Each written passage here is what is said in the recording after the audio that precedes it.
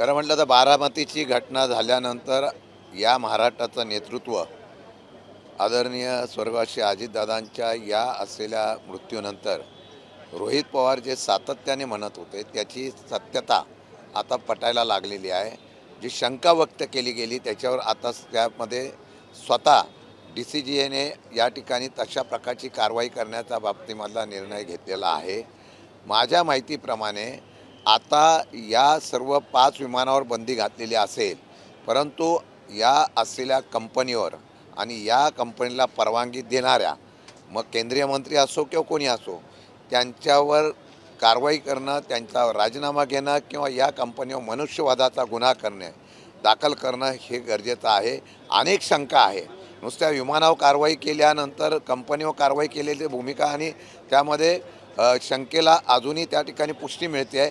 आमचं म्हणणं आहे की वैमानिकापासून पायलटपासून जे काही शंका व्यक्त केलेल्या आहे त्याची खात्री आणि त्याच्या बाबतीमधली स्पष्टता यायला पाहिजे। पहिली सुरुवात झालेली आहे की या शंकेला पुष्टी मिळाली आणि कंपनीवर कारवाई करण्याचा निर्णय घेतला आहे। विमान हे त्याप्रमाणे या असलेल्या विमानाची जी कॅपॅसिटी किंवा स्टेबिलिटी होती त्याला जर यंत्रणेने बंदी घातली असेल तर मला वाटतं की या असलेल्या आरोपामध्ये काही ना काहीतरी तथ्य हे दिसून येतं। परंतु रोहित पवार म्हटले की हे फक्त नखा एवढंच यश आहे, अजून खूप काही कारवाई जी आहे ती VSR वरती करणं अजूनही होणं अपेक्षित बाकी आहे। 100% मी तेच मुद्दा मांडलेला आहे। नुसत्या एका कंपनीवर कारवाई केली म्हणून हा विषय संपत नाही। एक महाराष्ट्राचा नेता गेलेला आहे, महाराष्ट्राचं आवडतं नेतृत्व गेलेलं आहे आणि या नेतृत्वाच्या पाठीमागे महाराष्ट्र उभा आहे हे दिसून आलेलं आहे। मग एका नेत्याला गेल्यानंतर कंपनीवर कारवाई करण्याची नुसती ही कारवाई मलमपट्टी होऊ नये, याच्या मुळामध्ये जाऊन सत्यता बाहेर आलं पाहिजे अशा प्रकारे मागणी आमची आहे। राज्यसभेच्या निवडणुकीचा सध्या विषय खूप चर्चेत आहे। शरद पवार राज्यसभेची निवडणूक लढणार आहेत का? तुम्ही तुमच्या इतर मित्रपक्षांशी जाऊन बोलणार आहात? साहजिकच आहे, काही दिवसापासून राज्यसभेच्या निवडणुकीच्या संदर्भामध्ये सातत्याने चर्चा होत आहेत। महाविकास आघाडीच्या माध्यमातून अनेक लोकांनी आदरणीय पवार साहेबांनी निवडणूक लढवली पाहिजे अशा प्रकारची भूमिका घेतलेली आहे। आमच्यासुद्धा लोकांची म्हणणं असंच आहे की राष्ट्रवादी शरद पवार पक्षाची पण असं लोकांचं म्हणणं आहे, आमच्या पदाधिकाऱ्यांचं, मी असेल, जयंतराव असतील, आम्ही सुद्धा या बाबतीमध्ये महाविकास आघाडीची एकत्र बैठक करण्याच्या संदर्भातला निर्णय घेतो आहे। आम्ही स्वतः काँग्रेसच्या असलेल्या प्रमुखांशी चर्चा करणार आहोत। त्याचबरोबर मी आणि जयंतराव जी आम्ही सगळेजण उद्धवजी ठाकरे जे आहेत त्यांच्याशी पण भेट घेऊन या राज्यसभेच्या जागेसंदर्भातून चर्चा करणार आहोत। पवारसाहेबांनी उभं राहावं, आजपर्यंतच्या त्यांच्या 60 वर्षाच्या असलेल्या कामकाजाच्यामध्ये त्यांनी ज्याप्रमाणे महाराष्ट्राची देशाची अशा प्रकारचं योगदान दिलेलं आहे, एक अनुभवी नेतृत्व म्हणून महाविकास आघाडीचं तिथं असावं अशा प्रकारची भावना जी सगळं पक्षाकडून होते आहे, आमच्या महाविकास आघाडीच्या पक्षाकडून होते, त्याच्या संदर्भातून चर्चा निश्चितपणाने केली जाईल। काँग्रेस दावा करत आहे आमचे देखील 4 उमेदवार आहेत, त्यांना संधी मिळायला पाहिजे असं काँग्रेसचं म्हणणं आहे। प्रत्येक पक्ष हा दावा करणार आहे। माझ्या माहितीप्रमाणे अशा प्रकारे चर्चेमध्ये प्रत्येक पक्ष दावा करतोय, परंतु आम्ही एकत्र बसू, स्वतः आम्ही आणि जयंतराव आम्ही दोघं तिघंजण जाऊन काँग्रेस श्रेष्ठी असतील किंवा त्यांच्या असलेल्या इथल्या उद्धवजी ठाकरे साहेबांच्याबरोबर आम्ही बोलण्याचा प्रयत्न करू आणि महाविकास आघाडीचा एकमताने एक उमेदवार निर्णय घेऊन आम्ही जाहीर करू। नाही, 1-2 दिवसामध्ये आम्ही त्यांची भेट घेणार आहोत आणि तशा प्रकारचा आम्ही निरोपसुद्धा पाठवू। मालेगांव म्युनिसिपल कॉर्पोरेशन ने हमने देखा कि मालेगांव म्युनिसिपल कॉर्पोरेशन में जिस तरीके से बीजेपी के लोगों ने ती जागा संपूर्ण आमची आहे म्हणून झाले ना। नाही, शेवटी असं आहे की पवार साहेबांचं नाव जर एकमताने आलं तर पवार साहेबांना आम्ही तशा प्रकारची विनंती करू।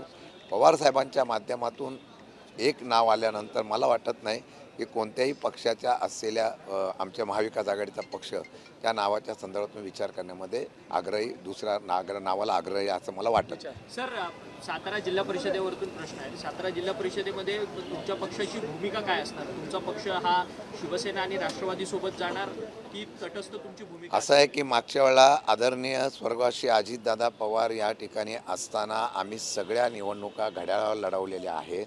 आमचे उमेदवारसुद्धा पुण्याला आणि साताराला निवडून आलेले, ते घड्याळावर निवडून आलेले आहेत। त्यामुळे तिथे जी आहे ती शिवसेना शिंदे गट आणि राष्ट्रवादी अजितदादा पवार गट अशा प्रकारची आघाडी करण्याच्या बाबतीमधला सुतोवाद चाललेला आहे. तशा प्रकारची चर्चा चालू आहे. उद्या त्याच्या संदर्भातून काय निर्णय होईल त्याबरोबर आमचे उमेदवार तिथं त्यांच्याबरोबर आहे. मालेगाव पवार म्युन्सिपल पोटनिवडणूक कॉर्पोरेशन में लढणार असल्याची आता माहिती समोर येते आहे.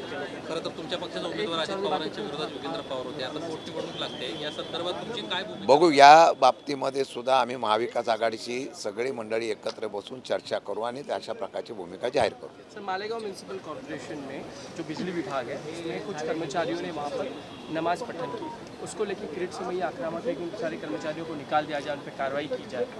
मेरे ख्याल से अभी मैं कल भी कहा था कि इस महाराष्ट्र में अगर कोई लोगों को चुन के आने के बाद मेयर जो होगा, डेप्यूटी मेयर होगा, वहाँ के सदस्य होंगे, उनको काम करने के लिए यहाँ पे मुभा देनी चाहिए ना. वो कौन सी जात के है, कौन से धर्म के है, उसके ऊपर ध्यान नहीं देके उनको मौका देना चाहिए. उधर जाने के बाद उधर माहौल ख़राब करना, ये करना.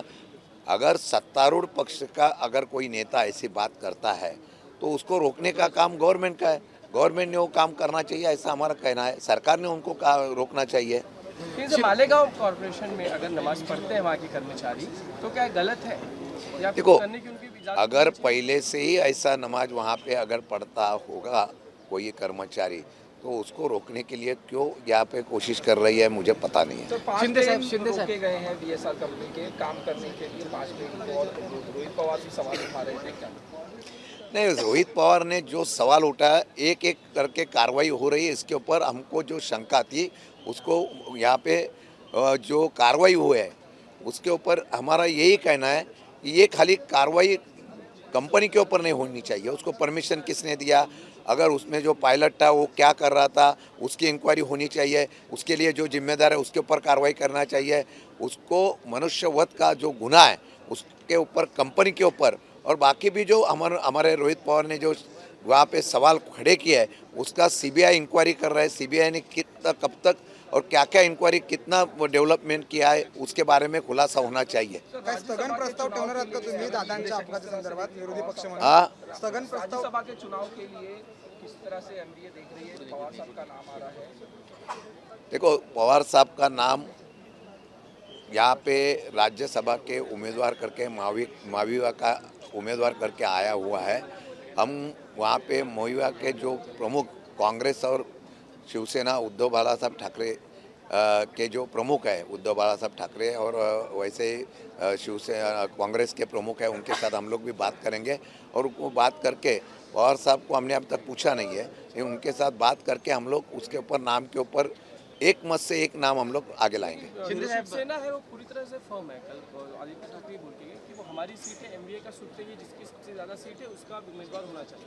जब शिवसेना इतनी देखो, firm है, तो आप हर कैसे आगे बढ़ेंगे? मेरी पार्टी का मैंने बात उठाया कि पवार साहब होना चाहिए, वैसा वो भी कहेंगे, लेकिन एक मत से हम लोग वहाँ पे एक उम्मीदवार दे देंगे. मान जाएंगे तो वो देखेंगे, अभी तक बैठक नहीं की है, बैठक होने के बाद देख लेंगे. शिंदे साहेब, मुद्दा असा आहे की डीजीसीच्या विरोधामध्ये राष्ट्रवादी काँग्रेस पक्ष अमोल मिटकरी देखील आवाज उठवतात. ते तुमच्या पाठीमागे, तुम्ही त्यांना आवाज द्या ना, या संदर्भात ते देखील नाही, अमोल मेटकरी, आम्ही सगळे पक्ष वेगळे असले, गट वेगळे असले तरी अजितदादावर प्रेम करणारी मंडळी आहोत.